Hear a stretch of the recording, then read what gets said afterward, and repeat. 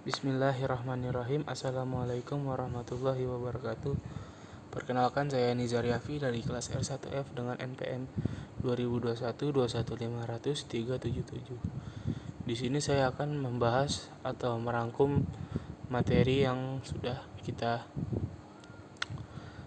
lalui di minggu-minggu kemarin. Pertama ada sumber-sumber hukum Islam.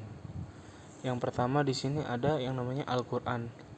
Al-Quran adalah sumber hukum Islam pertama. Al-Quran berisi pokok-pokok syariah beserta kaidah-kaidah hukum. Hukum yang disebutkan secara global berfungsi sebagai isyarat atas tujuan syariat, sehingga dapat diterapkan di setiap zaman dan tempat. Hukum yang dirinci adalah hukum-hukum yang perlu dirinci untuk menutup pintu perselisihan dan juga perdebatan, seperti masalah keyakinan dan pokok-pokok ibadah atau hukum-hukum yang kekal, seperti hukum waris. Secara sejatinya, Al-Quran merupakan pedoman hidup untuk manusia dan petunjuk jalan keselamatan manusia. Semakin kita membaca Al-Quran, semakin kita juga dalam petunjuk Allah. Namun sebaliknya, ketika kita berpaling atau tidak membaca Al-Quran, maka kita juga semakin jauh dari petunjuk Allah. Yang kedua ada al-hadis atau sunnah. Sumber kedua adalah sunnah.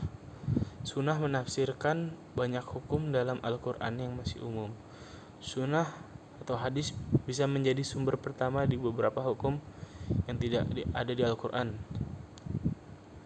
Ayat-ayat dalam Al-Quran menunjukkan kedudukan sunnah Nabi Muhammad sebagai sumber hukum. Menurut ahli fikih, hadis atau sunnah adalah segala perkataan, perbuatan, dan ketetapan Nabi Muhammad SAW. Adapun sunnah memiliki cakupan yang lebih luas, yaitu segala yang dinukilkan dari Nabi Muhammad SAW, mencakup perkataan, perbuatan, ketetapan, pengajaran, sifat, perjalanan hidup baik, dan larangan tentang kebaikan. Yang ketiga ada ijma. Ijma adalah kesepakatan para ulama dalam menetapkan suatu hukum dalam agama berdasarkan Al-Quran dan hadis terhadap hal yang belum ada hukumnya. Misalnya adalah status hukum dari vaksinasi dan imunisasi. Selanjutnya ada qiyas. Qiyas adalah menyamakan suatu hukum dari peristiwa yang tidak memiliki nas hukum dengan peristiwa yang sudah memiliki nas hukum. Sebab-sebab persamaan dalam ilat hukumnya. Pertama ada al-aslu, al-far'u, al-hukmu, dan al-ilat. Selanjutnya kita akan melanjutkan politik dalam Islam. Politik di dalam bahasa Arab dikenal dengan istilah siyasah. Oleh sebab itu, di dalam buku-buku para ulama salafus shalih dikenal istilah siyasah syariah. Misalnya, dalam Al-Muhit, siyasah berakar kata sasa yasusu. Dalam kalimat sasa ada wabah, yasusuha siyasatan berarti koma alaiha wa rodala wa adabaha, yang artinya mengurusinya, melatihnya, dan mendidiknya. Bila dikatakan sasa al-amro artinya dabarahu, mengurusi atau mengatur perkara. Jadi, asalnya makna siyasa tersebut ditetapkan pada pengurusan dan pelatihan gembalaan. Lalu kata tersebut digunakan dalam pengaturan urusan-urusan manusia dan pelaku pengurusan manusia yang dinamai politikus atau siasiun. Dalam realitas bahasa Arab dikatakan bahwa ulil amri mengurusi rakyatnya saat mengurusi urusan rakyat, mengaturnya, dan menjaganya. Prinsip politik di dalam Islam.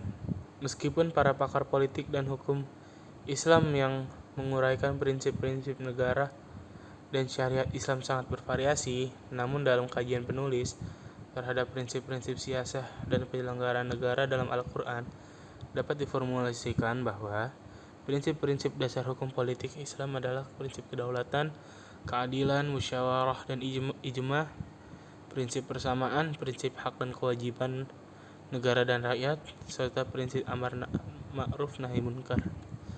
Selanjutnya, ekonomi Islam.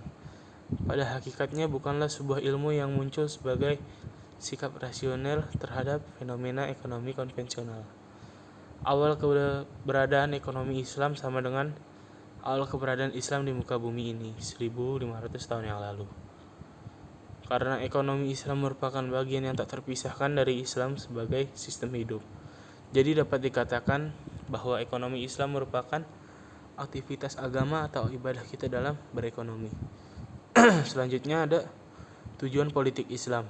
Untuk meningkatkan ekonomi supaya lebih makmur dan meningkatkan taraf hidup ke arah yang lebih baik. Menciptakan ekonomi umat yang adil dan merata, mewujudkan perekonomian yang stabil namun tidak menghambat laju pertumbuhan ekonomi masyarakat, mewujudkan perekonomian yang serasi, damai, bersatu, dan dalam suasana kekeluargaan sesama umat, menghilangkan nafsu menguasai dan atau serakah.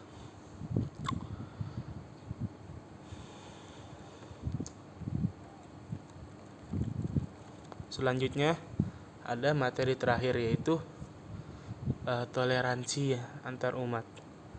Toleransi di sini ada beberapa pengertian. Yang pertama menurut Kamus Bahasa Indonesia atau KBBI, toleransi berasal dari kata toleran itu sendiri bersifat atau bersikap menenggang. Kalau menurut bahasa Arab, tasamuh dalam bahasa Arab berarti membiarkan sesuatu yang dapat saling mengizinkan dan saling memudahkan.